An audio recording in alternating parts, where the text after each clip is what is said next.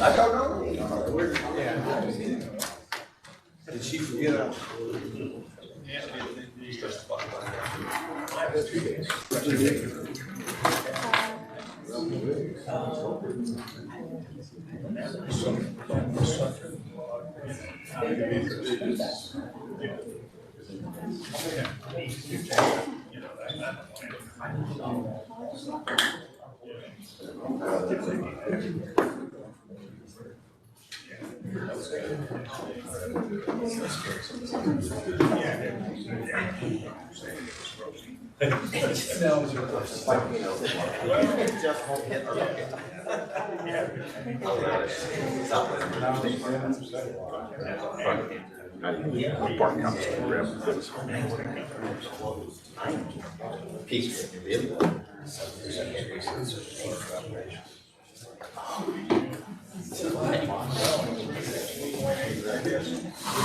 Did y'all do the?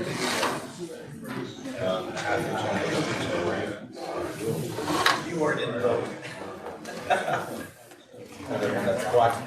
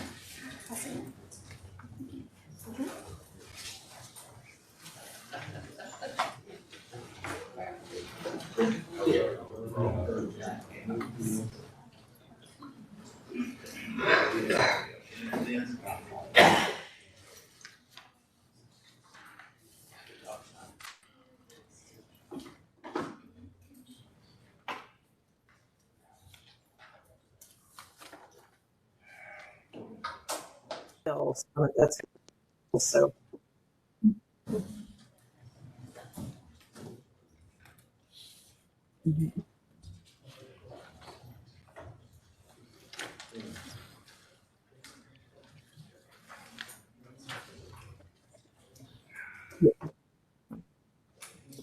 Okay.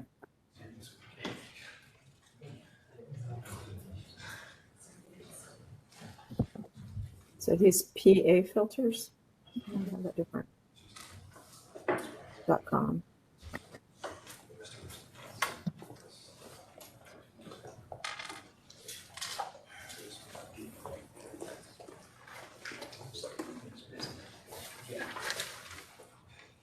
Okay, good morning, everyone. By my clock, I show it's 9:30. We'll convene the meeting of the Regional Water Planning Group. Thank everyone for coming out. So proceed with the roll call. Firm, we have a quorum, please. Yes, sir. Tim Andrus, Here. Ryan Bale, John Byram, Kurt Campbell, Here. Andra Wision, Present. Debbie Farmer, here.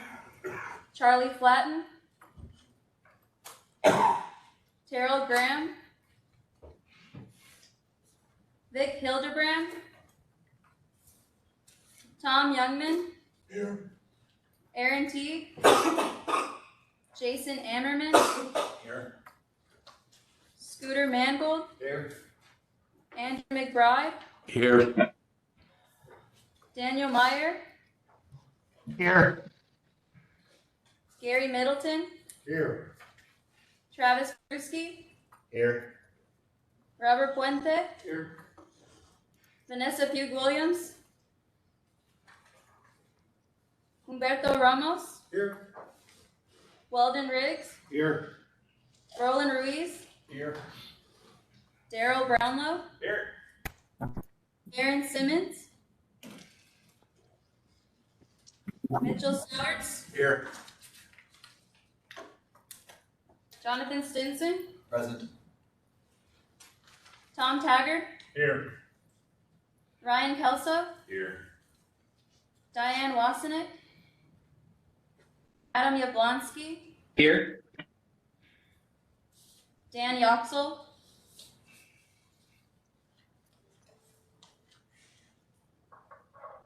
Carly Rotzler, Here.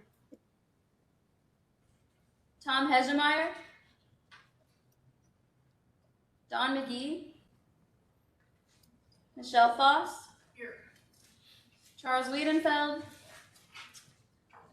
Jamie McCool, Carl Kroll. Okay, there's quorum present, so let's continue to agenda item 2, receive public comment. Is there anyone present that would like to offer public comment at this time? Is there anyone online that would like to provide public comment? No communication online? Okay, very good. We'll move on to agenda item 3, approval of the minutes of the previous meeting. The minutes of the previous meeting were sent out and are incorporated in your packet. Is there any discussion regarding the minutes? I move we approve. We have a motion and a second. Is there any opposition to the approval of the motion? If so, speak up. There being none, we'll show the motion passed by consensus. Move to agenda item 4, discussion and appropriate action regarding filling existing vacancies and vacancies to result from future term expirations or resignations. The planning group has solicited nominations for certain interest groups. We've received nominations, and we're going to take that matter up now. We've received a nomination for river authorities. Mr. Metzler, who now works for the San Antonio River Authority, has been nominated to fill a vacancy that was came about with Mr. Graham's retirement and resignation from the planning group. We've also received the nomination from Mr. Byram for the Nueces River Authority. His term is due to expire this calendar year, and we've received a nomination from him to continue in the position that he presently fills. Is there any discussion regarding the matter?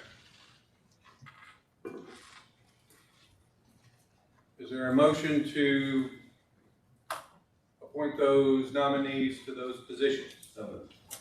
Second. We have a motion and a second. Is there any opposition to the motion? And if so, please speak up. Are we doing them together or separate? And does it matter? Not aware that it matters, and I think the motion is doing together, but we can do them individually if the group prefers that. I just didn't, if staff feels we have to do it separately. So, it's up to staff. Does staff have any interest in? If there's no opposition to either candidate, I don't think it matters whether it's one separate. Very good. We'll proceed with one action. Is there any opposition to the motion? There being none, we'll show the motion passed by consensus. Let's move to agenda item 5, election of officers for the 2024 South Central Texas Regional Water Planning Group Executive Committee. This is a matter that was brought up at the last meeting, and we postponed any action at that meeting to allow people to consider the matter more fully in the interim period, and then take the matter up today. For clarity, for those of you who don't recall, I've notified the group I no longer intend to serve as chair. Mr. Yablonsky is also stepping down, and then we have the vacancy for an at-large executive position or position on the executive committee that comes about with Mr. Rand's resignation from the planning group. So we have 3 vacancies to be filled. On your screen if you need it. Is there any discussion regarding the matter? Is there anyone that wishes to make nominations? We can handle this a number of ways. In the past, we've handled it as a matter of a slate of candidates. Or if the group would prefer, we can go through the positions individually. Does anyone have any opinion one way or the other, or preference? One at a time or slate? Okay. The only thing, well, I wait until you get to the point where you're going to accept any outside nominations. Other than No one's made any nominations thus far. and nobody will. No, we're at the point where if people would like to, and I will if I plan to, but, I appreciate that. The only thing I would like, if Kurt doesn't mind, is since he's the only one, is for him to just let us know what, a little bit about his background and what he intends to do, following your leadership. Things like that. I don't mean to put you on the spot. No, please. But, so why don't we do this? Let's see who will be nominated. And those that are nominated, we'll give each of those the opportunity to address that very matter. All right, is that acceptable? Sure. So let me attempt this. I'm going to offer up a slate of nominees for these positions. I'm going to nominate Mr. Kirk Campbell to fill the chair position. Nominate Mr. Ramos to fill the vice chair position. Nominate Mr. Middleton to continue in his position as secretary. And then I'll nominate Mr. Ammerman to fill the vacancy that would be created at the at-large position if Mr. Ramos is appointed to vice chair. And then I recommend and nominate Mr. Metzler to serve in the vacant position brought about with Mr. Graham's resignation. I make that nomination. Are there other nominations, slate of nominations for individuals? If anyone would like to nominate an individual, we'll separate the group. I'll retract my nomination of the slate. Seeing no opposition, I would second your motion. Okay. Before we vote on it, let's allow those members, and particularly Mr. Campbell, if you would, to address Mr. Fuente's question, and the Mr. Ammerman, if you'd like to make comments, Mr. Metzler, if you would, provide you that same opportunity before we enter into the vote. Acceptable to everyone? Sure. Okay.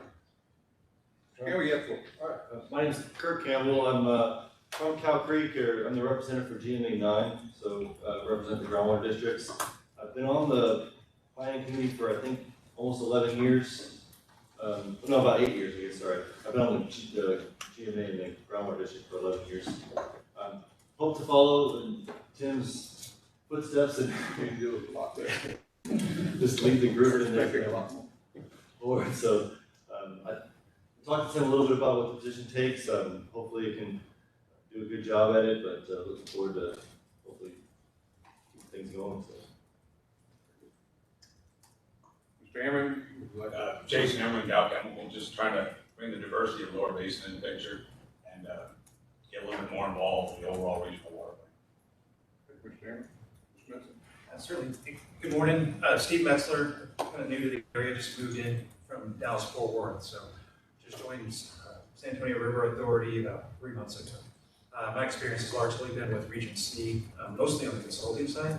However, the last 12 years have been with Tarrant Regional and Trinity River Authority. So been able to do a lot of planning, design, construction as far as working with the Region C planning communities. And look forward to being a part of the group as representing the river authorities and continuing with the executive committee. Thank you.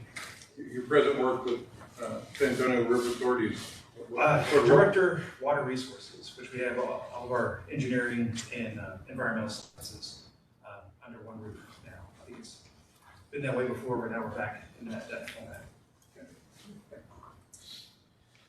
Is there any discussion regarding the matter or the motion before you? Is there consensus on the motion? That is to say, is there any opposition to the motion? Hearing no opposition, we'll show the motion passed by consensus. And give us just a moment. Some of us have to switch around. Typically, the executive committee sits up here at the head of the table. I have no preference on the matter, except for where I sit. And so I'll vacate my space here.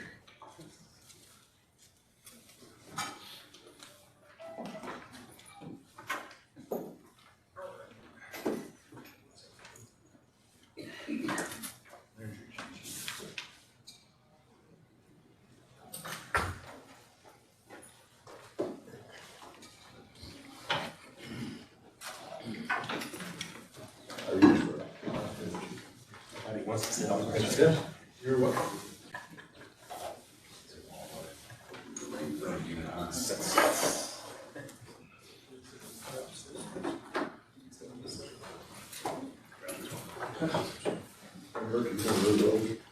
All right. All right, so get the musical chairs finished.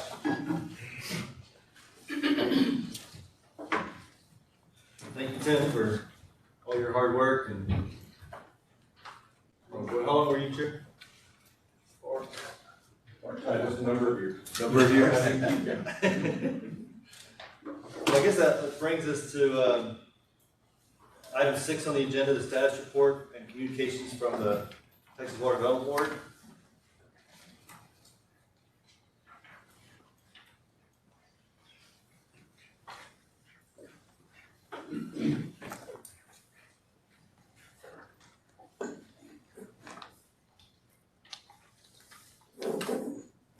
Good morning, everyone.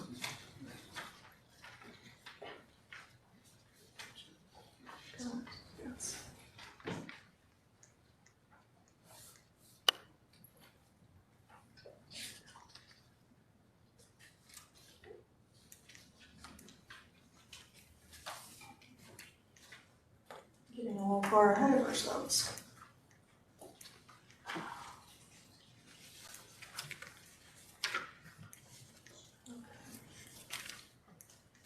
Control if you like. Do you want him to control it for you? Sure.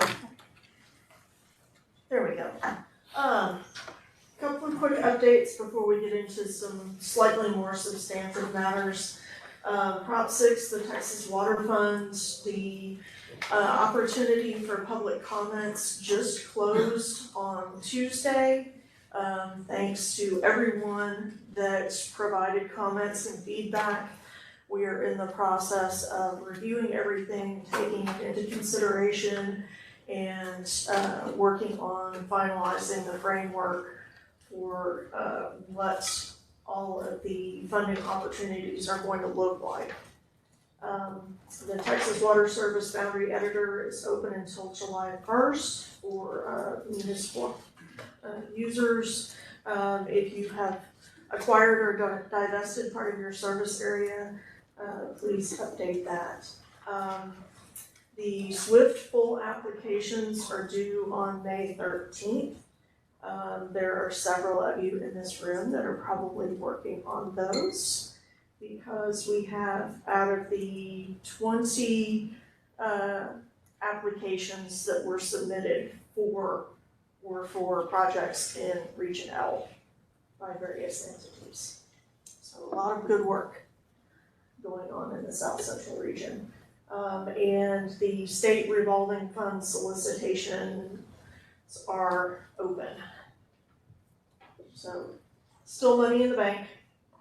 Please come see us. A couple of items that aren't on this slide. The chair's call is going to be held on May 10th, which is next Friday. So Kurt will get you plugged in for that. And also for those that are curious, with the technical memorandum that was recently submitted to the Water Development Board, letters have already gone out with regards to administrative completeness of the technical memorandum. It is currently undergoing final technical review. Technical review comments are expected to be finalized also on May 10th, and we expect to be submitting final letters back to each of the planning groups approximately May 24th. We have lots of new planning resources that are available to you. I mentioned previously this year about the county-specific water supply planning information and resource documents that includes rural entities and at-risk suppliers, sole source suppliers, suppliers that are often on the 180-day list, or suppliers that serve less than 7,500 population. Those are now posted on our website under the regional water planning. The uniform costing model tool has been updated. The consultants have received a training session on what's been new and improved for that. Funding has been, the costing has been updated to $2023. And then we have a number of conservation resources that we have developed for the planning groups to use for this planning cycle and going forward. And the municipalities and water suppliers will also find these helpful. Let's see, next slide. Go through that real quick. There we go. All right.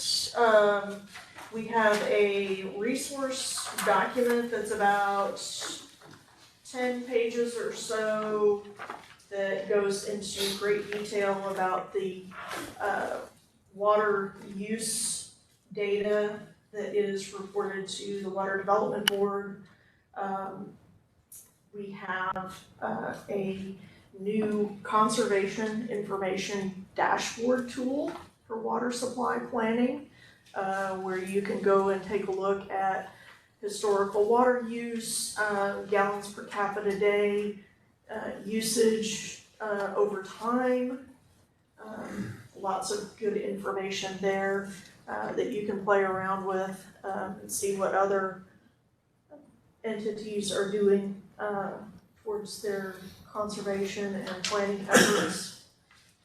We describe a number of best management practices. We have the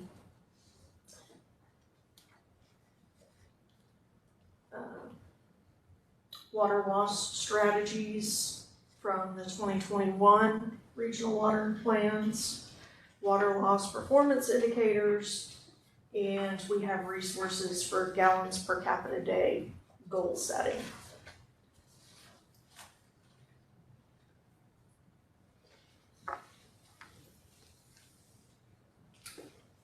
So make sure you're pulling it towards the. Got it. For example, here's some of the data that's reported to the Water Development Board. This should be in your packet. With regards to the water use survey, the water loss audit, the water conservation plan, etc.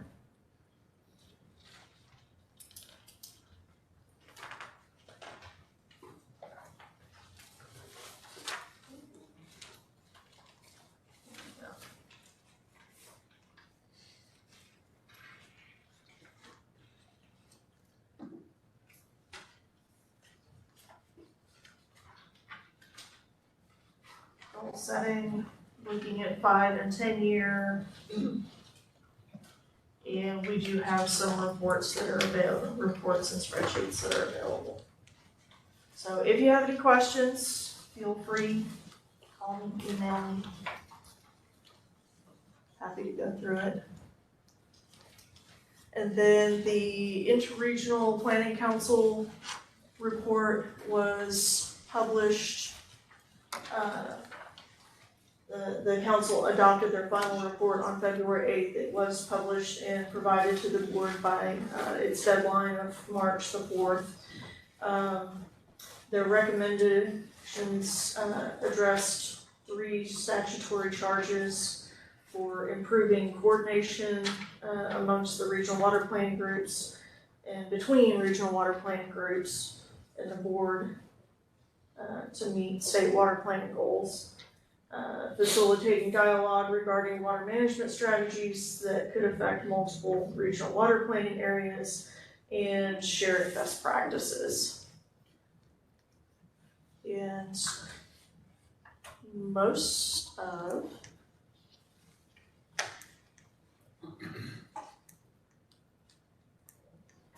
the recommendations were actually back to the legislature, and surprise, a lot of the recommendations involved funding and financial incentives. As the planning has become more complex, as the state has requested more detailed planning efforts by the regional water planning groups, the state is recognizing and the Water Development Board is recognizing that those efforts take time, they take money. So we are going to go back to the legislature again next year to request additional funding to facilitate your successful planning efforts.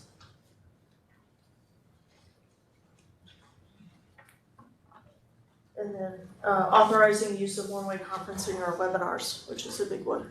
And we're actually going to be going back after the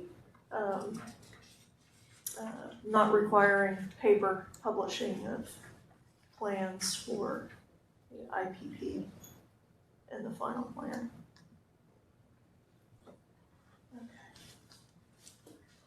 As far as interregional planning council report recommendations, specifically to the water planning groups, there were no specific recommendations for the planning groups. The council did recommend to the Water Development Board that we develop protocols for annual discussions to evaluate and document best practices to be discussed amongst the chairs during the chairs' calls. And there are a few recommendations for the future interregional planning councils. At this point in time, the Interregional Planning Council does not intend to meet again during this planning cycle unless it is necessary. So that is what I have for updates. Anyone have any questions? Mr. Chair, I have a question. Can you remind us what those four limitations for the Swift were? I have three, but I can't remember the fourth. Oh, let's see. You know, that's a good question. GVRA has one in the queue. SAWS has one in the queue.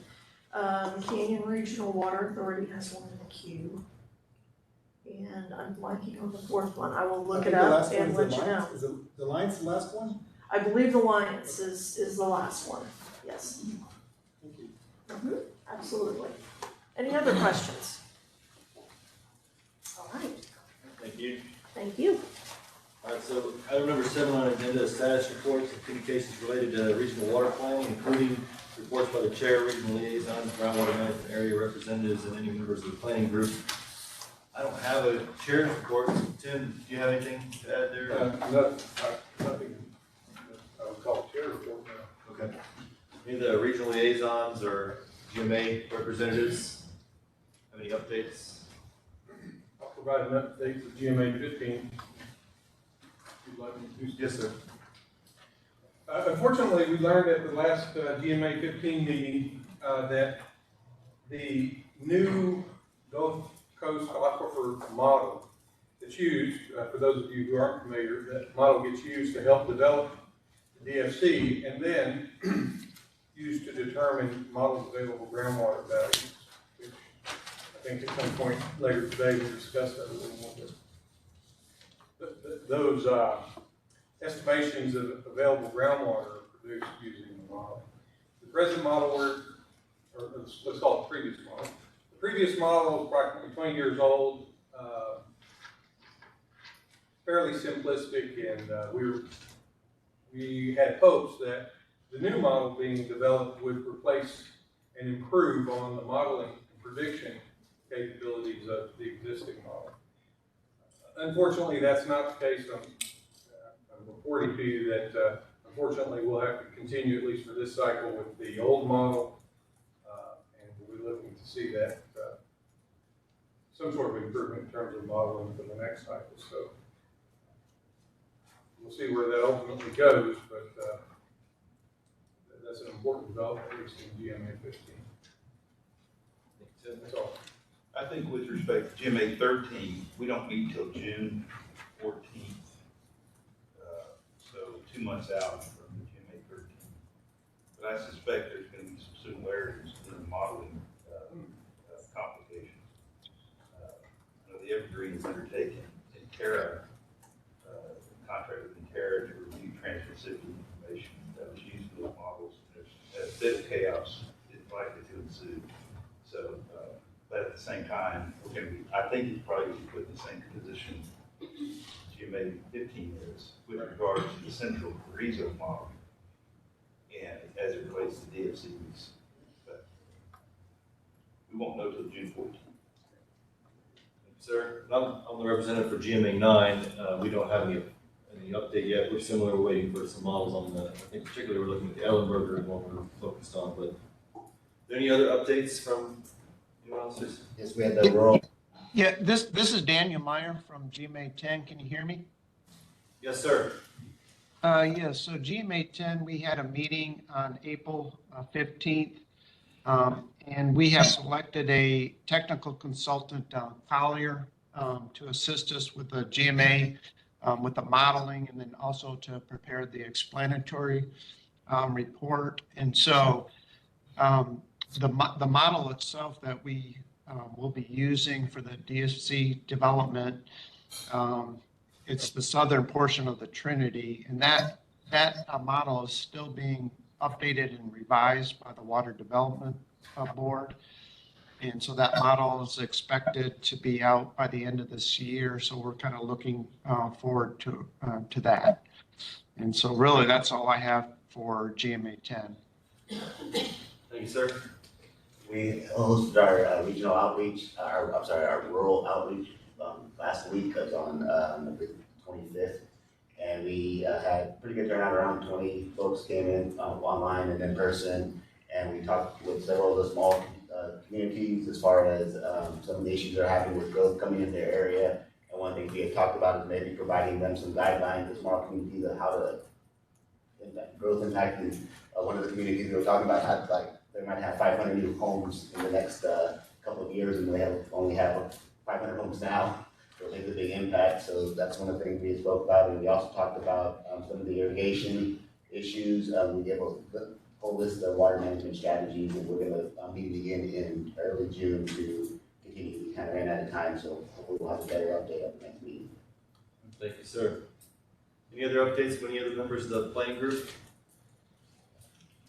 All right, since we're done, we'll move on to item 8, consideration of appropriate action regarding briefings on work group activities.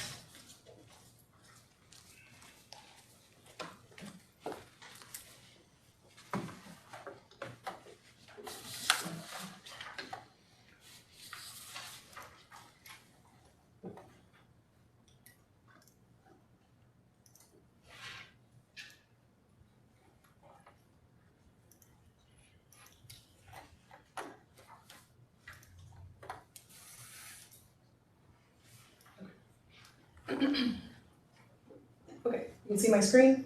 Y'all can hear me? Mm-hmm. Great. And my screen just went away. Okay. I think I just messed up the screen. I cannot see, my screen just went black. So.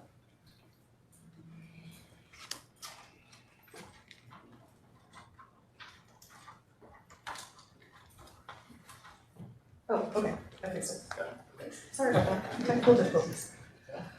Okay, so we're gonna start off with work group briefings, kind of touching on what Travis just mentioned about the rural community outreach work group. So since the previous meeting on February 14th of the Regional Water Planning Group, we've had 3 work group meetings.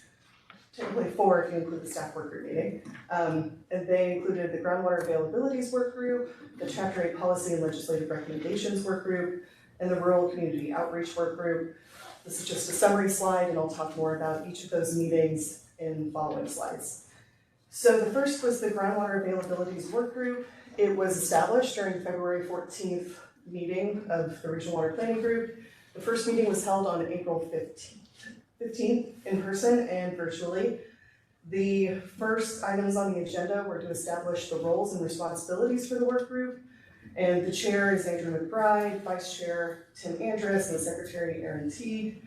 And then the work group responsibilities were to review the Regional Water Planning Group, or RWPG, estimated groundwater availabilities and to develop recommendations to the Regional Water Planning Group about the inclusion of groundwater availabilities in the 2026 Regional Water Plan. And so the meeting activities were that we discussed the groundwater availabilities that were proposed and included in the tech memo that we submitted in March to the TWDB, and they developed recommendations that I'll discuss in subsequent slides, and no additional meetings are currently planned. So one of the things that we discussed during the planning group, or during the availabilities work group meeting, was the relationship between joint groundwater planning and regional water planning. So this slide is important for a variety of reasons, but most of the reason, I guess one of the major importance of this slide is the acronyms. So there are lots of acronyms with joint groundwater planning. So generally, the groundwater conservation districts in a GMA meet and conduct this joint planning. The major responsibilities are, I'm speaking to the choir, obviously, are establishing the desired future conditions, reviewing management plans, and submitting an explanatory report to the Texas Water Development Board. The board then uses these DFCs to develop MAGs, or modeled available groundwater estimates. And this sort of starts a cascade of various processes, and the information feeds into each process. And so the joint groundwater planning process is distinct and separate from what the board does, which is distinct and separate from what the Regional Water Planning Group does. And so I've highlighted some of the activities that impact regional water planning. Obviously, joint groundwater planning has many more activities than are shown here. I'm just highlighting the major ones that impact regional water planning. So the GMAs establish those DFCs, submit an explanatory report to the TWDB with those DFCs. There's a lot of back and forth that goes on there, but I'm skipping over a lot of the detailed information there. Then the board develops MAG values based on those DFCs using GANs, groundwater availability models. And then the board provides MAG reports to the GCDs and to the Regional Water Planning Group chairs. And so the Regional Water Planning Groups then use those MAG values for inclusion in the planning cycle. And so the MAGs are then used to determine groundwater availability. And so groundwater availability is described in Chapter 3 of the Regional Water Plan.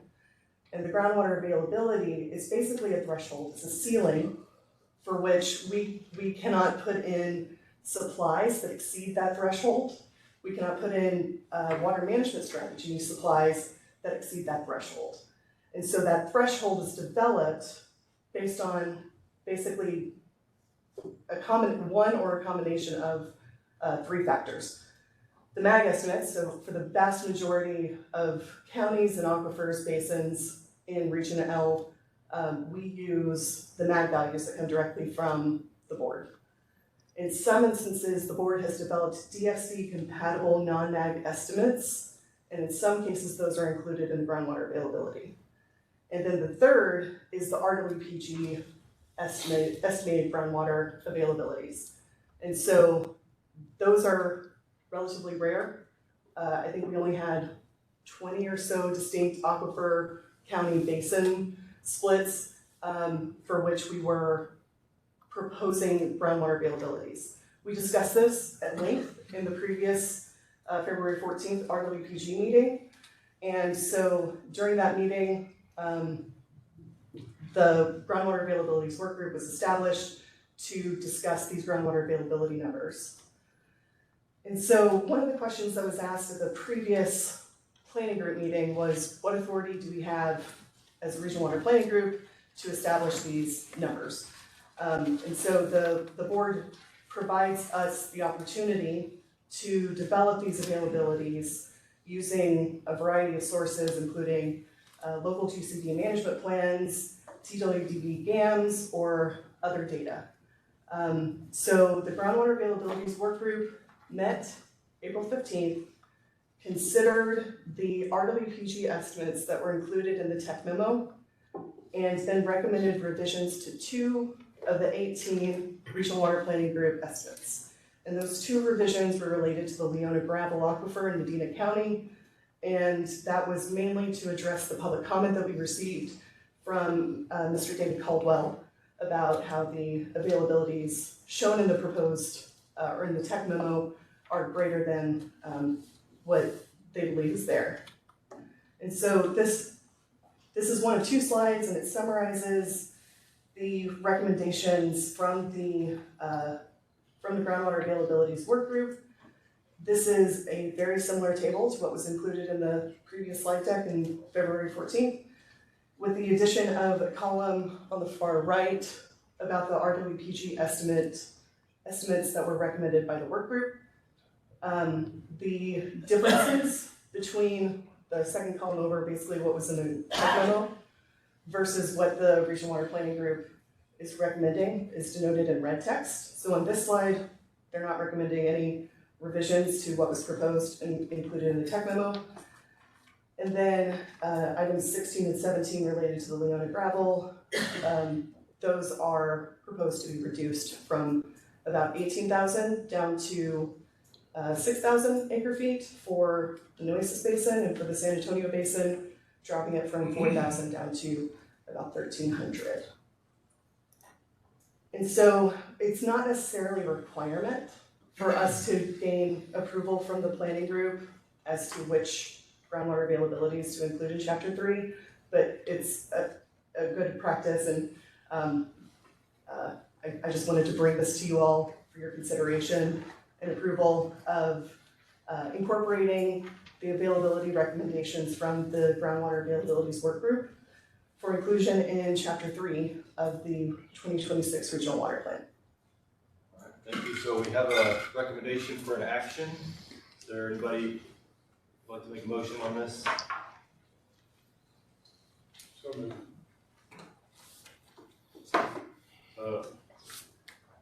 Second, so is there any objection to including the recommendation from the work group? Sure. Who did the second? Any discussion? Yeah, I've got a question. Laura, can you go back to the previous slide? And so you indicated that you're reducing 17,000 to 5,000. Are there any water management strategies tied to this that's going to be impacted? There are not currently any water management strategies associated with Leona gravel in Medina County.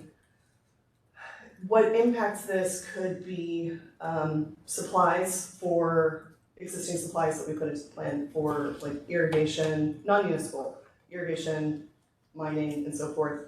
I think from what we've put in so far, I don't think we've got any needs shown. I'll have to double check that, but I don't think there are any water management strategies that are associated with that one. Any further discussion or questions? Hearing none, is there any opposition to the recommendation? So hearing none, approved by consensus. So moving on to the next work group meeting that we had, it was the Chapter 8 Policy and Legislative Recommendations work group. This work group was also established, I believe, in the February 14th meeting. And we held the first meeting on April 25th in person and virtually. And the first agenda item was to review the background and previous cycle's approach to revising that chapter and updating it. And then we established the roles and responsibilities. The chairs, Mr. Tim Andrus, the vice chairs, Mr. Robert Puente, and the secretaries, Mr. Jonathan Stinson. The work responsibilities are to collaboratively draft Chapter 8 recommendations regarding unique stream segments, unique reservoir sites, and other recommendations, including legislative and regional policy recommendations. If you have an interest in including any recommendations in Chapter 8, for instance, recommending that the legislature allocate funding for certain activities, you might consider attending one of these meetings to voice your opinion and include those recommendations. The meeting activities were we discussed new or proposed recommendations to consider including in Chapter 8, and then also reviewed the previous Chapter 8 language and developed an approach for how to revise that chapter. The next meeting is scheduled for early June. It's anticipated to be scheduled in early June. We haven't yet established a date for that one. And the Rural Community Outreach Work Group activities, as Mr. Kruski mentioned, we had a meeting on April 25th in person and virtually. The main thrust of this meeting was to talk about water management strategies in a very collaborative way. I mean, this meeting truly was a discussion, and there was quite a bit of participation and input, and that's exactly what we need for this so that we can make sure that we are incorporating and bringing more rural voices into this planning effort.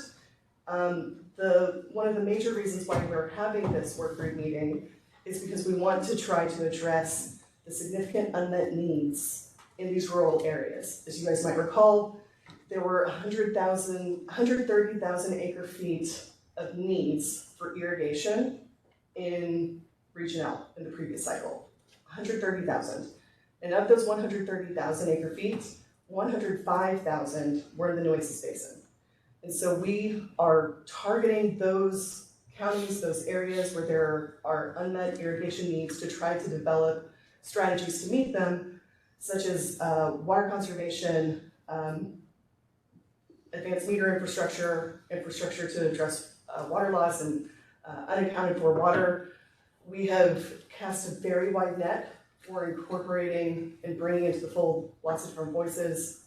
All of the soil and water conservation boards, invited all GCDs, invited various members of county judges, mayors, utility directors, and we also developed a relationship with the AgriLife Research Group, professors that are located in Uvalde who do research, or boots on the ground, doing research about the best strategies for particular crops in particular areas, so that we can really hone and focus the strategies depending on the region, the crop, and existing practices.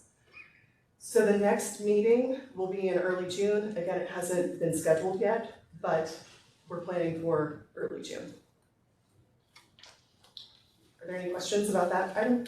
Those items? Question, where was that meeting held and what was the turnout? It was held virtually and in person at the San Antonio River Authority offices at 100 East Gunther. And then the turnout, do we know exactly how many people came? Roughly, Around 20, 20 or so? I think it's less than that. less than that. Yeah.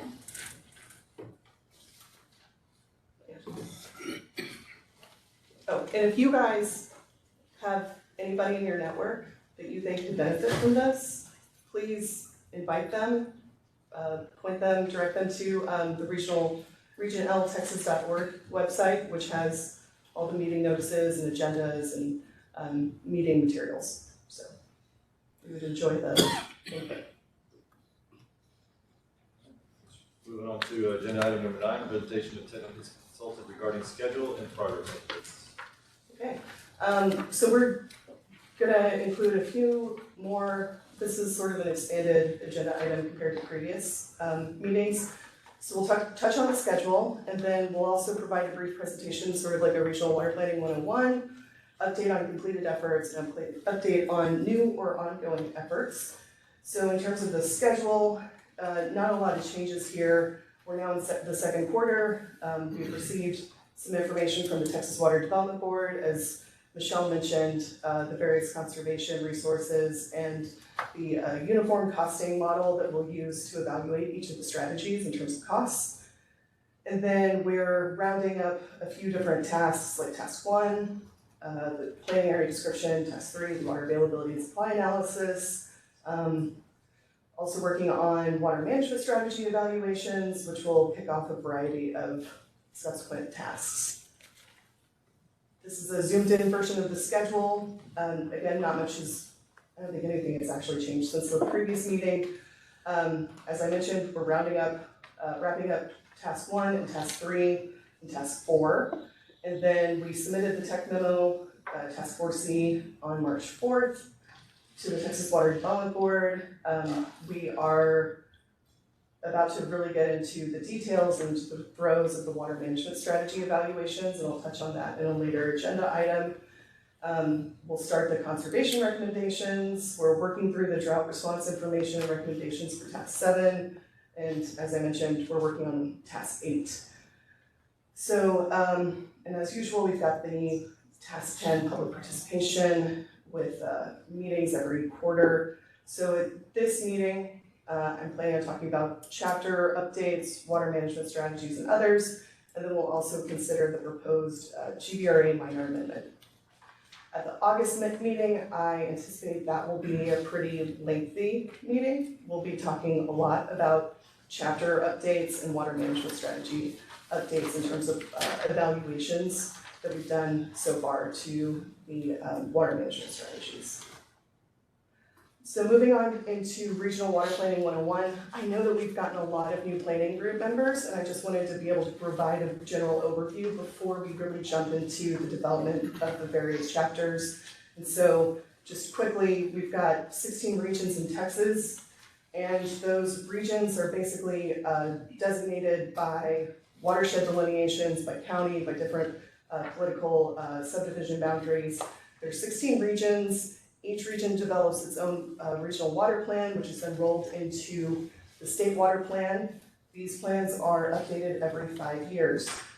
As you all know, the regional water planning group members are an assembly of volunteers that represent diverse interest groups, shown on the screen there. And then local political subdivision acts as an administrative agent. In our case, it's San Antonio River Authority. And so the major tasks that go into a regional water plan are developing, studying, considering population and water demand projections over a 50-year planning horizon, the drought of record, water supply projections, and water management strategies and impacts of those strategies in terms of cost, environmental, agricultural, and so forth. And the drought of record is defined over there on the right. And so the general process is, I say that it's a foundational process. It really builds upon each previous step. So each step is basically associated with a task or a chapter. So we've got the water, we consider the population projections, develop the demands for municipal based on those projections in chapter 2. And then we look at chapter 3, where we establish that water availability, which is that threshold that I was mentioning earlier. Water availability is by source, incorporate the existing supplies, and then we basically do a water balance of what are the supplies minus demands. If it's a positive number, it's a surplus, that's great. If it's a negative number, that's a deficit, that's a need. And so when we talk about needs, this is with it's a proper noun, it's a capital N, needs. So just remember that whenever we're talking about all of this, it's sort of a buzzword, an established word that we use for in the regional water planning process. And so regardless of whether or not there are needs, we then identify water management strategies. In many cases, it is specifically to meet those needs. We then evaluate those strategies. And then the planning group considers them and recommends them for inclusion in the plan. That would be, I anticipate, in November. And so all of those items are in chapter 5. In some instances, there are not enough, well, there's not enough water developed by those strategies to meet the needs. And so in that case, when we do that water balance of supplies minus demands, and then we add in any supply or demand reductions from the strategy, if it's still a negative number, that's what we then call, quote, unmet needs. Again, capital U, unmet, capital N needs. And so when you hear us talking about unmet needs, that's what we're talking about. It's after application of those strategies. And then in chapter 6, we take into account all of those recommended strategies and we evaluate the cumulative impacts of those strategies on natural resources like in-stream flows, vegetation, aquatic life, cultural resources, and so forth. And we do that all in a quantitative method. And so, again, it's a foundational process and it's all built upon each other. So it comes in a specific order, and it all requires a very firm foundation of public participation and input. And so that's chapter 10. And so again, we've got chapter 1, which chapter 2 sort of builds upon, chapter 3 builds upon, chapter 4, that's taking basically what's in chapter 3, subtracting from chapter 2. And then we've got those water management strategies, and then we do the cumulative impacts. And then we also look at the drought response information, considering drought measures to, again, meet the needs. And then we have chapter 9, which is an implementation and comparison of the previous plan to this plan. And for those of you who are detail oriented, you might notice that chapter 8 is not included on this, and that's because chapter 8 is kind of a standalone chapter. And so we will submit first sort of a draft of the plan called an initially prepared plan. That's due March 3rd, 2025. We will then have public hearings to accept public comment, and then we will receive comments from the board, revise the plan, and then provide you a final plan for your review and adoption, and we will submit it by October 25th, October 2025. And so for Region L, the planning group went a step further and developed a plan enhancement process in 2021. And, well, I think it was started in 2016, but it was aimed at the 2021 planning cycle. And that process was to improve and identify principles that would guide the planning group's decision-making. And they established 11 guiding principles, and I've included just a list here. And the full guiding principles are included in your agenda packet as supplemental information at the end of this presentation, if you'd like to take a look. Are there any questions on Regional Water Planning 101? I hope that was helpful. Also, there are more resources on the board's website if you have an interest in understanding more about regional water planning. Okay. Update on completed efforts. So, as I mentioned, we completed development of the draft technical memorandum. We finalized it and submitted it to the board on March 4th, and the TWDD declared it administratively complete on March 11th. We also completed the development of the scope of work for potential water management strategies, which is task 5B. We submitted that scope of work and requested the notice to proceed from the board on March 15th, and we're currently awaiting notice to proceed from the board. We completed development of the draft minor amendment to the 2021 Regional Water Plan for us to update the GBRA Lower Basin Storage Project. We'll discuss that in a later agenda item. And then new or ongoing efforts, we are finishing up task 3 now that we have established the water availabilities in this meeting today. We can then apply those, incorporate them into chapter 3. During development of chapter 3, we met with many WUGs and wholesale water providers to obtain feedback, and we'll continue engaging WUGs to make sure that we've got accurate information. We are beginning to evaluate water management strategies, and we'll be sending emails to sponsors of water management strategies from the 2021 plan to request any updates to the schedule, to the approach, and others. And then, as I mentioned earlier, we've begun drafting chapter 8, the recommendations and policy, legislative and regional policy issues. That work group meeting was the 25th. And we will have additional meetings and then hopefully present this to the planning group in either August or November for your consideration and approval. We are continuing interregional coordination efforts, primarily with Region K, but we also connect with Regions G, N, and P as needed. And then rural outreach.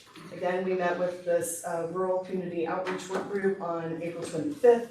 We are also incorporating a new effort this cycle where we are sending letters, like snail mail letters, to rural entities to provide them county summaries and information about regional water planning in general.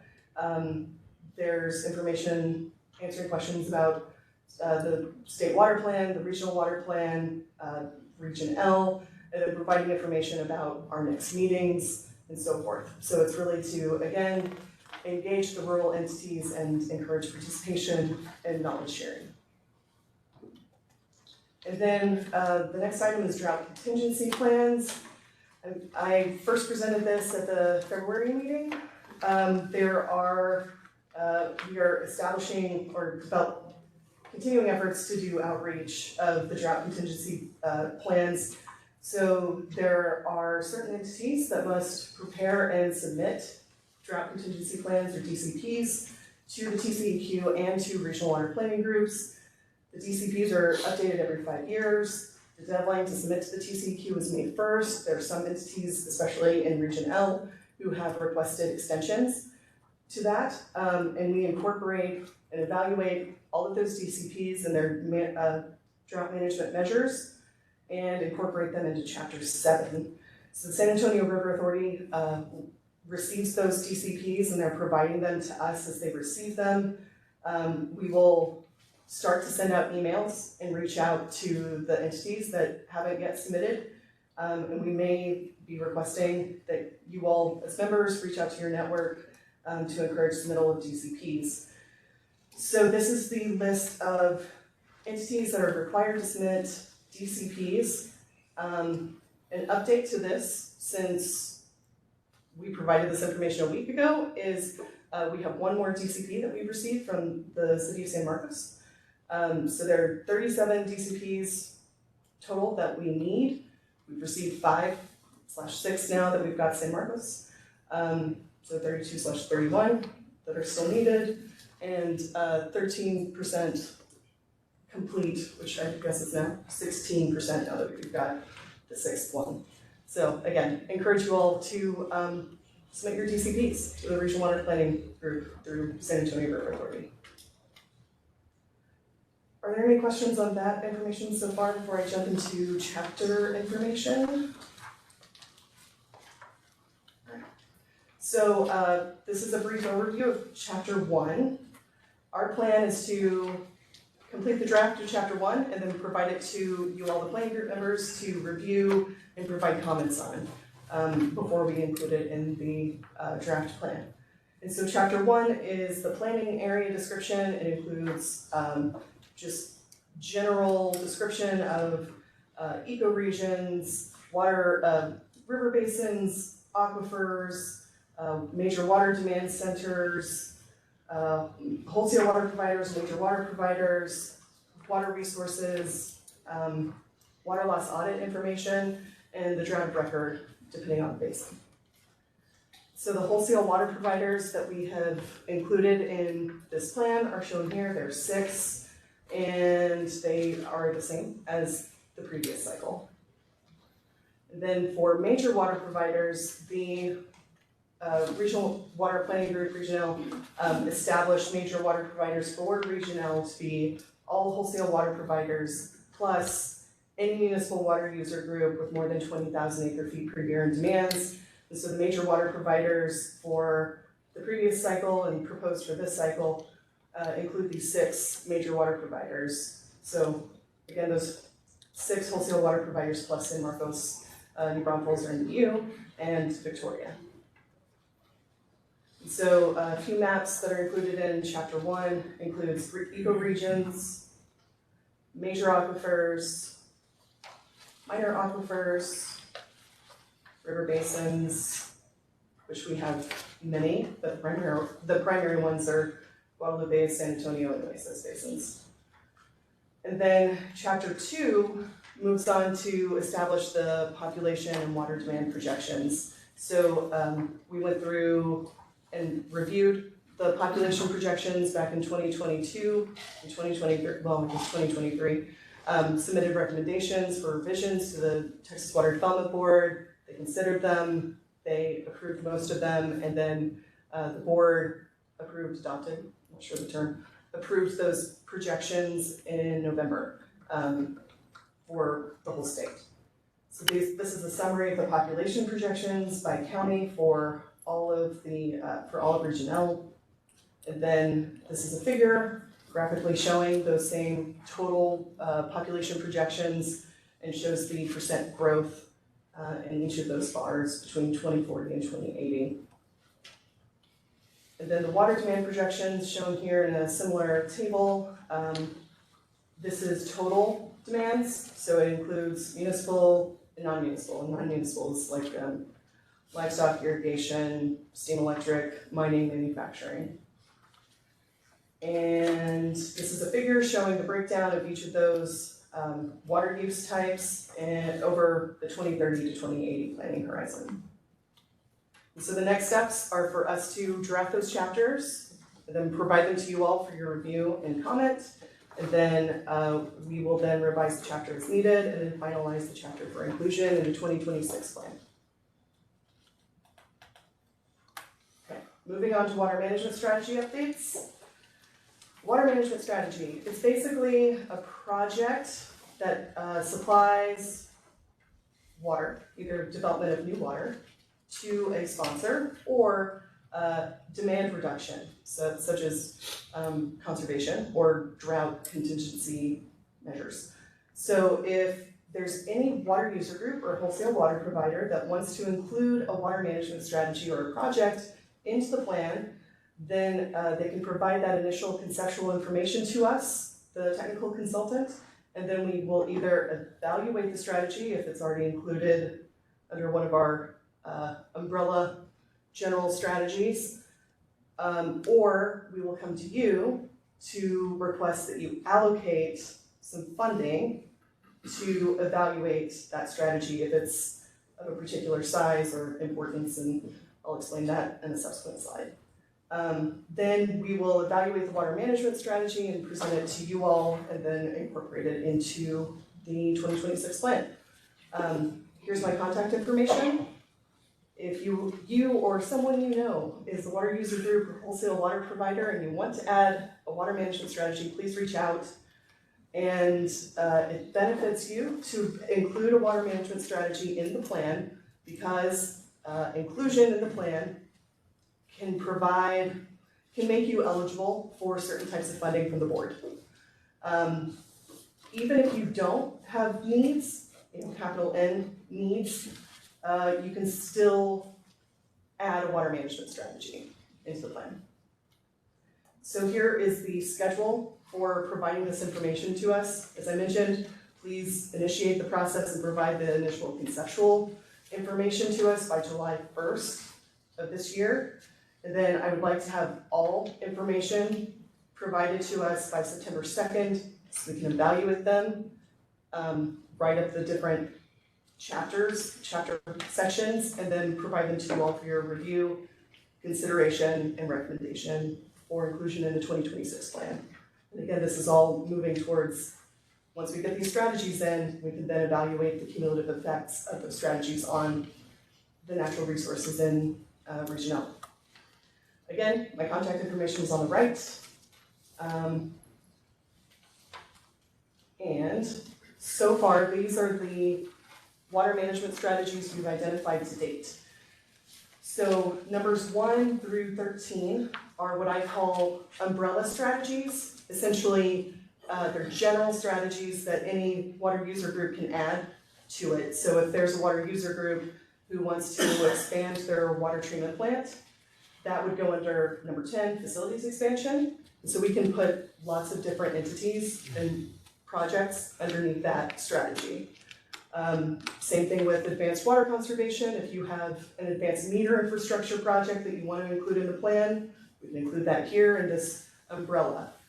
So items 14 through 30 are sort of standalone water management strategies. They could go under an umbrella that would be like a relevant, an appropriate umbrella strategy, but we're carrying forward the same approach that's been used for Regional for many cycles, which is to basically call out these water management strategies of particular significance to the planning group.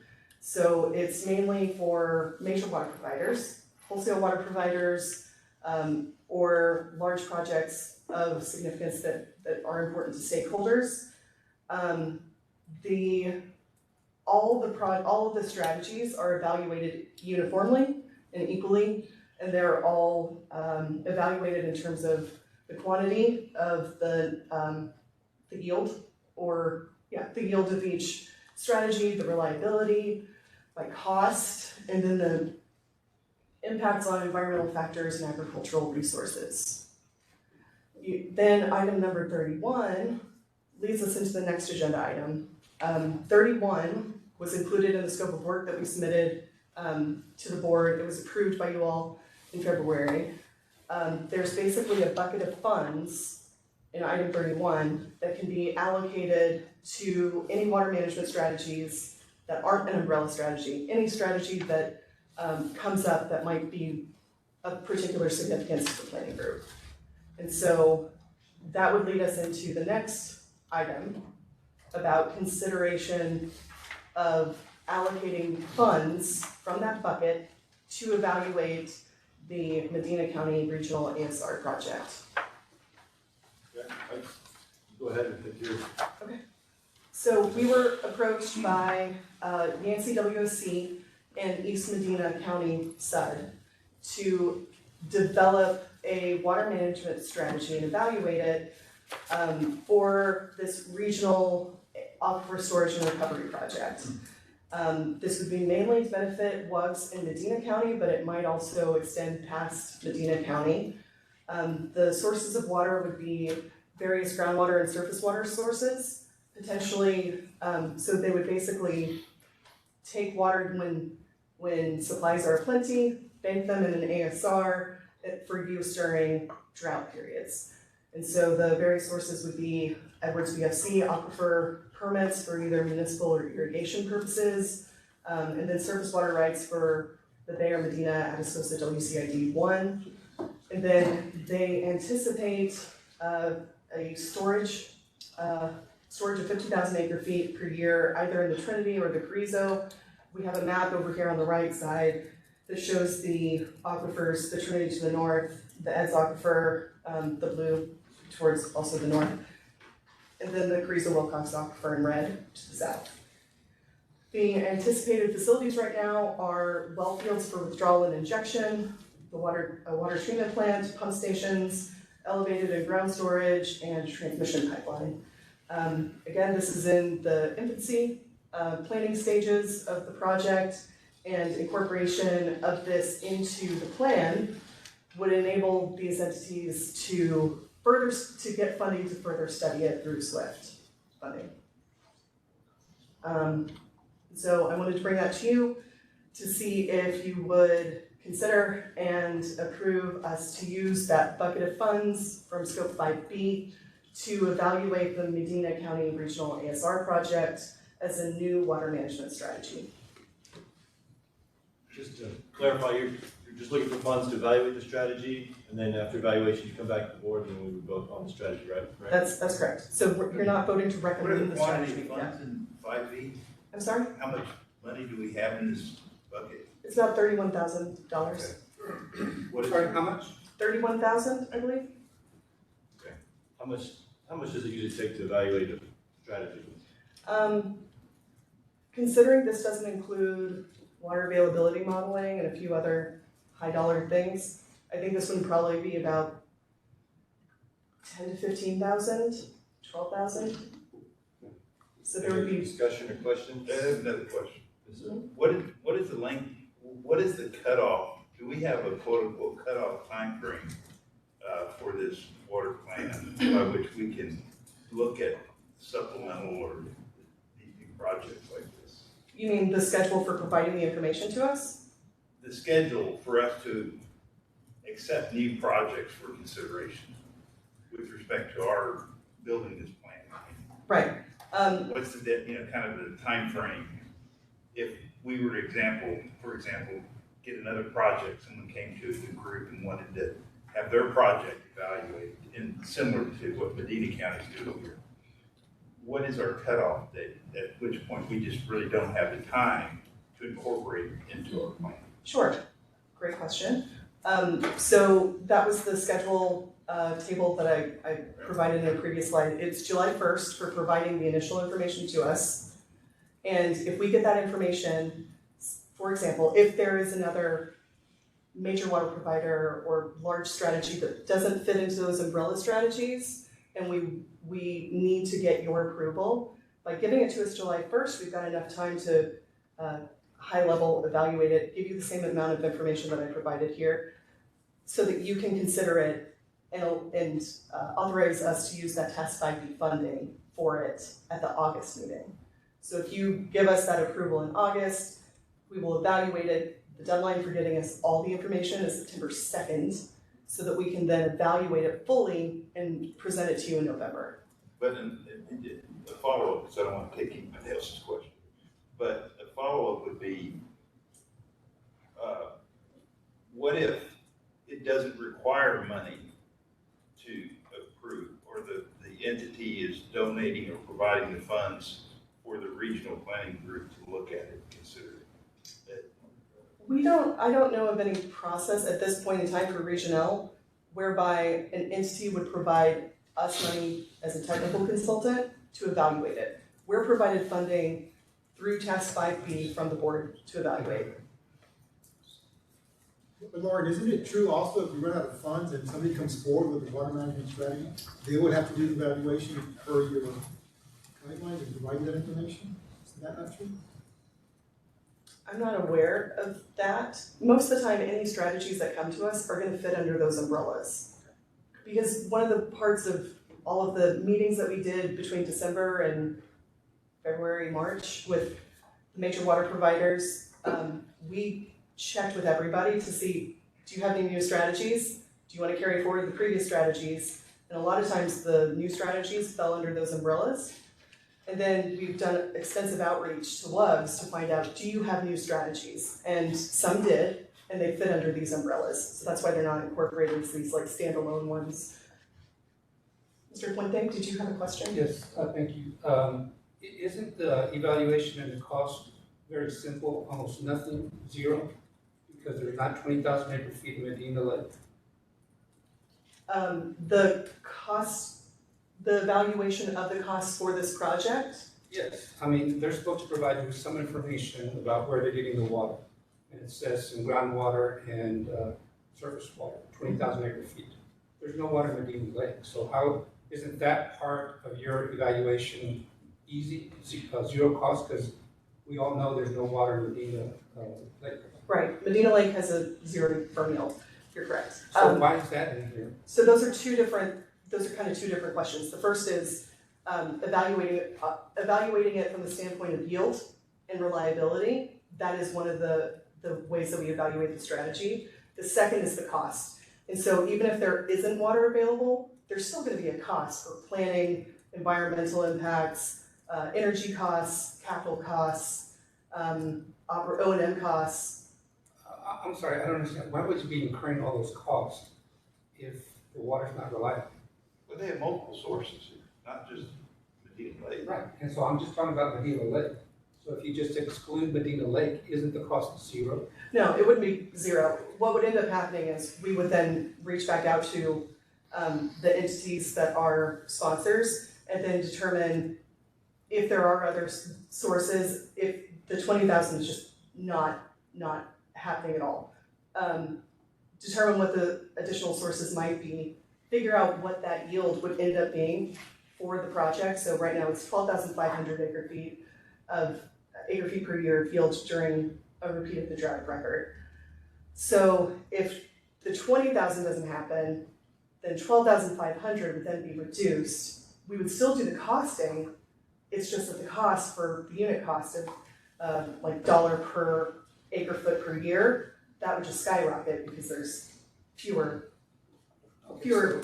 So I understand what you're doing and the philosophy of that.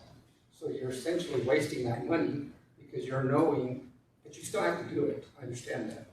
Because you know the results going to be, especially in the drought of record. I know the results are what? We know what they're going to be, especially in the drought of record. They're going to be a lot less, or is that 12,500 drought of record number? That yield, the 12,500 thousand acre feet, is that yield in a drought of record? The 12,500 would be during a repeat of the drought record.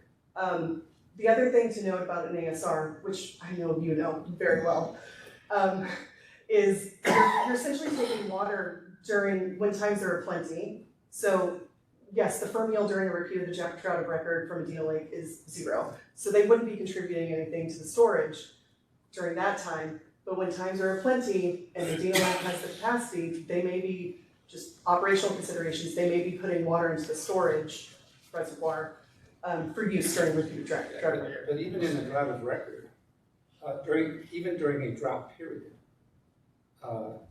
even during a non-drought period, let alone drought of record, non-drought, there's no yield on Medina Lake. But there would be yield out of the groundwater sources. Right, so that's the point I'm making. So why are we even bothering with Medina Lake? I think that's something that we would definitely look into during the evaluation. Right, so in that evaluation, in your previous presentation on slide 51, you said the project sponsor, which is East Medina and Yancey, should provide sufficient detail. So they already provided sufficient detail. No, they provided the initial conceptual information, and they need to provide us the full amount of information that we will need to evaluate it by September 2nd. Okay, that's coming in September 2nd. Yes, sir. And if you all choose to allocate funding to evaluate the strategy, then we would come back to you in November with the full evaluation. You could consider it for recommendation for inclusion in the plan. Is that permitted water, the groundwater? So there are Edwards BFC permits that are for industrial and municipal use that based on historical water use and what's actually permitted, there is a surplus that could be stored in the ASR. What's the amount of permits and what's the amount of surplus? What's the amount of surface or what's the amount? No, the permits, and then you said surplus permits. Surplus. I would have to go back and look, or is Russell Persine here? Okay, Russell is with RESPEC, and he has been helping Yancey and WSC and East Medina to evaluate this, so he could probably provide that detailed information. That's good. Yeah. So, we're early in the stages here, but we've looked at all the permitted rights for municipal sources in Medina County. The excess ranges from 300 acre feet to 2,000 acre feet in any given year between a dry year and a wet year. That's a surplus between those two of authorized uses. So 300 to 2,000? In any one given year. So in a wet year, let's say there's about 2,000 in excess that could go here. In a dry year, we're on the excess of about 300 now. We haven't studied some purveyors may have irrigation rights that are not in that municipal category, so haven't gone to that level of detail. There's between 17 to about 30,000 unused irrigation rights in any one given year. So those are available rights that could be utilized in something like this. And then there's also surface water rights that could be available when, obviously, we have more available when it's a wet year, and that's when we would store and then use it in dry years. That's the strategy here. So, so between what's excess now, maybe additional groundwater rights that they would have to secure to be able to get that firm yield and/or surface water rights, those would be the ways that they would try to achieve the storage and the yield that we've estimated here. Obviously, a surface water right is probably going to have more treatment costs, right? than a groundwater right. So these are all considerations as we evaluate the alternative that may make it pan out or may make it not pan out. So, guess if there's any other questions, happy to answer. So essentially, 18,000 of that number is non-existent water in Medina Lake, right? I think the 2,000 was from It's the groundwater. Right, and then And it says 20,000 there, so the other water is surface water. I think the 20,000 that's shown here is related to the surface water rights for the Bay of Medina Atascosa. So it's 20,000 plus what Russell mentioned. It's even worse. Good luck. So Lauren, I have a basic question. Obviously, there's a need for water management strategy. Is there to meet some need for Yancey, need some data, correct? This is basically atypical of what we do. Here is a project being proposed by a sponsor. Look at it, this is something that we always do, correct? Right. And at some point, we make a determination whether it's included, correct? Right. So this is because to meet a need, a demand, it's the current supplies are not there to do it. So this is that strategy to do that, correct? Right, and a couple of things to note. So in the guiding principles, there are principles about water management strategies and the planning group's role in incorporating water management strategies and recommending them. So you might take a look at your supplemental information in the packet. And then the other thing to note is that the board encourages regionalization of strategies to promote economies of scale, and ASR is also one of the things that was added by, I think, House Bill 807, where we need to evaluate ASR as a potential strategy for every single entity with a need and explain why it wasn't incorporated in the plan. So there are several sort of layers here. Okay, any more discussion? Questions? I have a question. So you have a deadline in, what was it, September for receiving all the detailed information and performing the analysis. What would be the impact if the authorization to review this water management strategy was delayed until that deadline passes, so that we have a full understanding of all requests to be made in the plan? It sounds as though you're looking, your estimation is approximately a third of the available funds for this ad hoc review of new water management strategies. Do you? I think the is last. it conceivable we might have 5 projects proposed and we're looking at some sort of funding issue? I think the last opportunity to basically delegate those funds to a particular project would be August, the August 2nd was first RWPG meeting. Okay, before the deadline to supply all of the technical information. Right. But of course, we would encourage you to consider, we need more time so that we can evaluate these really big and hefty strategies. Have y'all had any other interest? Anybody say you're gonna have they're gonna submit strategies at this time? None that would qualify as one of those standalone. The other ones are all under the umbrella strategies. I make a motion to approve this. I'll second. I have a motion and a second. Any last discussion on the motion? All right. Any objections? Linda? Noting with one objection, the motion passes with consensus. So I would recommend the strategy, the sponsors to take note of the comments made here today, so you probably still will come back when we do this again. So I think that moves us on to item number 11, consideration of appropriate regarding the proposed minor amendment number 1, which is 2021 South Texas Regional, or South Central Texas Regional Water Plan to update the Guadalupe Blanco River Authority Lower Basin Storage Project. Also you know. Thank you. So a little bit of background of the timeline here. So as you all recall, at the February 14th Regional Water Planning Group meeting, GBRA came and presented a proposal to amend the 2021 Regional Water Plan to update the Lower Basin Storage Project. The planning group approved for GBRA to pursue the amendment and approved that we submit a quote minor amendment determination request to the Texas Water Development Board. And on March 11th, we submitted that draft minor amendment with a request for determination. And at that point, we didn't know whether it would be a minor or a major amendment. On April 17th, the board determined that it would be a minor amendment. So today, we are presenting to you the minor amendment information. The minor amendment is also included in your agenda packet, which has quite a bit more detail about information that would be updated in each various chapter. And so today will be the day that you all consider adopting this minor amendment to the 2021 plan.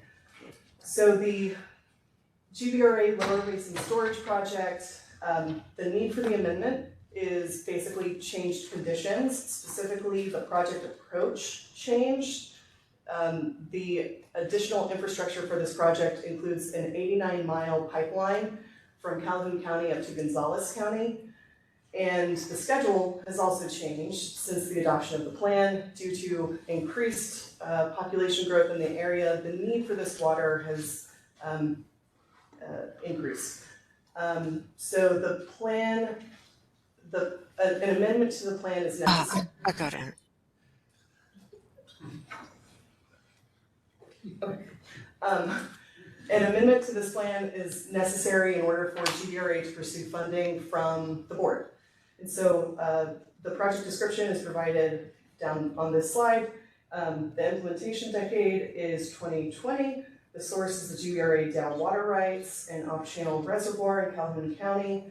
The yield hasn't changed. It's 59,780 acre-feet per year. The facilities, it's for some reason cut off on this screen, but the facilities are a 12,700 acre-foot off-channel reservoir.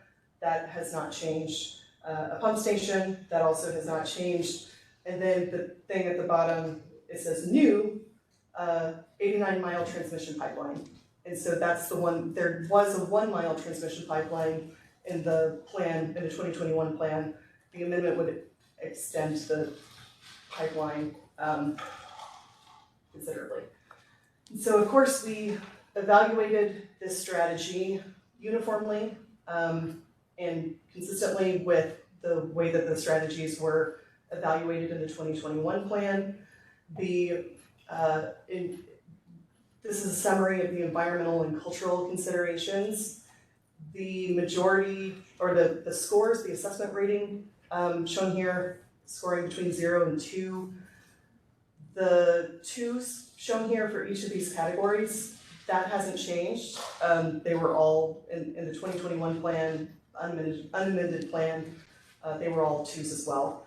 And so the impacts to vegetation and land use, I don't believe that has changed. The aquatic resources, that has changed a bit. It now crosses more streams, the pipeline crosses more streams, includes a few ecologically significant stream segments designated by the Texas Parks and Wildlife Department, and no change to the need to perform on-site delineation of streams and additional studies.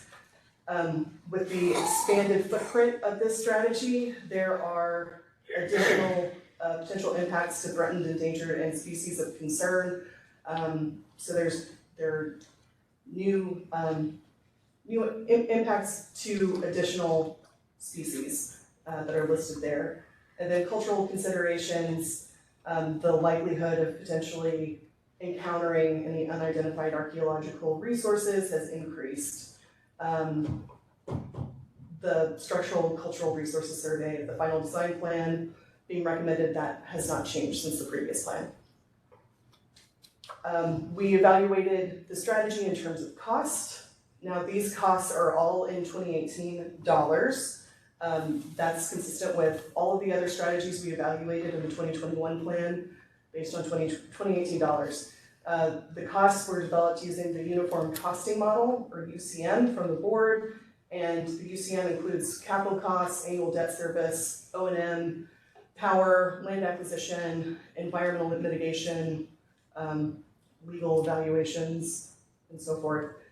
And on the left shows the water management strategy cost summary. This increased considerably just given the fact that we were adding an 89-mile transmission pipeline. Cost of easements, cost of material, so forth. That summarizes the information, the description of that minor amendment. The Texas Water Development Board requires that we accept public comments specifically on this, requires that you review and consider those comments before potentially considering it for adoption. Yes, sir. I did have one question just for clarification. The pipeline shown as a raw water pipeline, and in the facilities list, I didn't see any treatment facilities. I'm sure that dovetails into something else, but just for clarity, I wanted to ask, how that fits. Yeah, that is a very good question. So the Lower Basin Storage Project the reason for the transmission pipeline is to connect it to the Mid-Basin Project. And the Mid-Basin Project includes an off-channel reservoir, and a water treatment plant, and a pipeline that would then convey that water from Gonzales County up to Gonzales-Caldwell County to tie into the ARWA-GBRA Phase 1 project, and then bring it over to the I-35 corridor. And just to add on that, that's where the water treatment plant would likely be located, is in the mid-basin, to also be conjunctively used with the ASR. Thank you for that clarification. Yes, we need to open up for public comment. Is there anybody here from the public who would like to make a comment?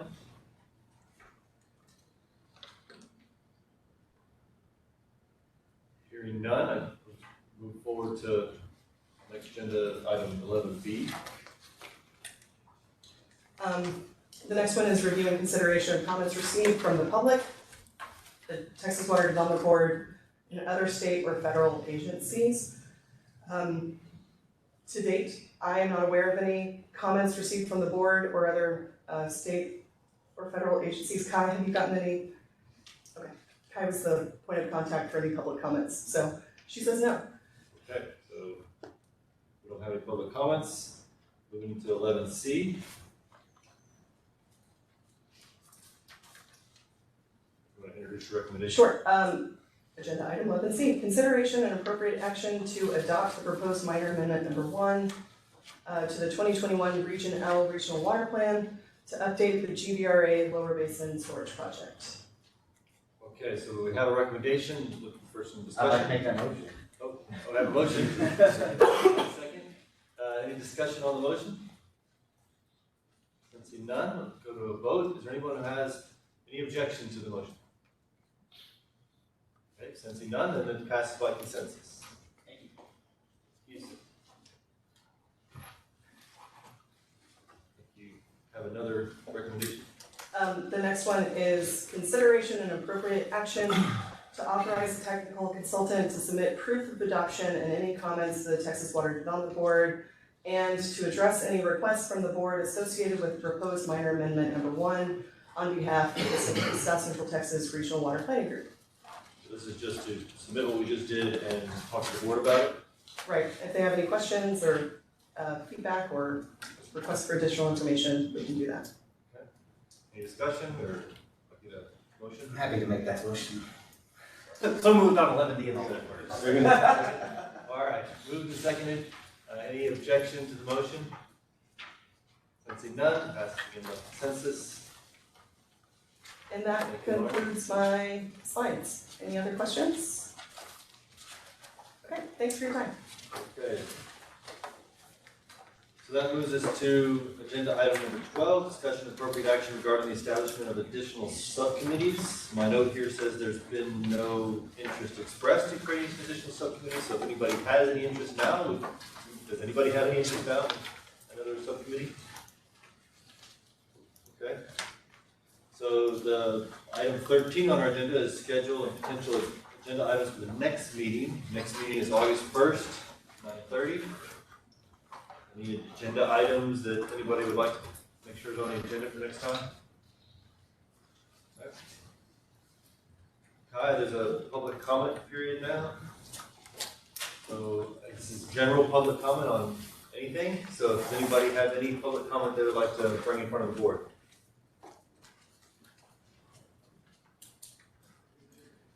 Okay, so sensing none, that moves us to item number 15, adjournment.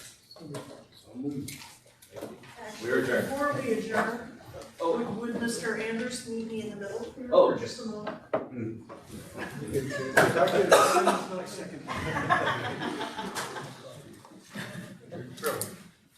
It's time for your meeting. See, we should have done this Well before deserved you meeting. guys voted on who wanted to be chair. Mr. Andrews, the board would like to recognize you for your innumerable years of invaluable service to this planning group and for lending your vast knowledge and expertise to advance the region's water planning efforts. Wow, I didn't know I So we did all thank that. Thank you very much. I think I'd also like to just thank Adam Jablonski, for the efforts he's made, over the years. He's been a, very attentive to detail and attending and really well represented his interest group, so. Yes, second that. Yes, sir. Any other last comment before we adjourn? All right, we are adjourned.